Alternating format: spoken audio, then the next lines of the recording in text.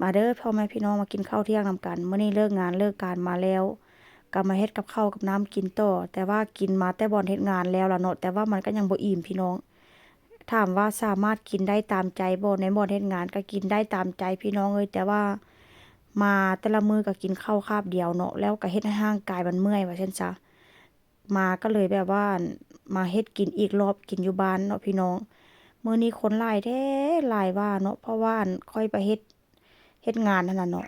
เฮ็ดกับข้าวกับน้ำหลังจากเฮ็ดกับข้าวกับน้ำช่วยเซฟแล้วก็ไปเสิร์ฟก็คล้ายๆกับร้านอาหารนั่นแหละพี่น้องคล้ายๆกับ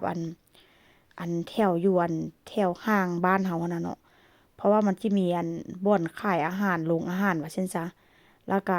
พนักงานเขาเจ้าก็จับธงจับถาดมาแล้วก็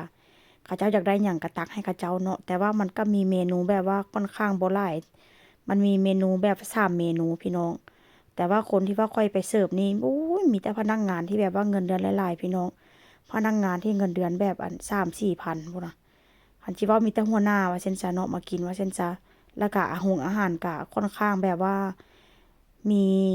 มีสไตล์แล้วก็มีแบบว่าค่อนข้างจะแพงว่าซั่นซะเนาะพ่อแม่พี่น้องแต่ละมื้อแต่ละเว้นนี่ก็ถือว่าโอเคเนาะเฮ็ดงานเฮ็ดการก็ค่อนข้างเมื่อยแด่แต่ว่ามันก็คุ้มค่าในการเฮ็ดงานพี่น้อง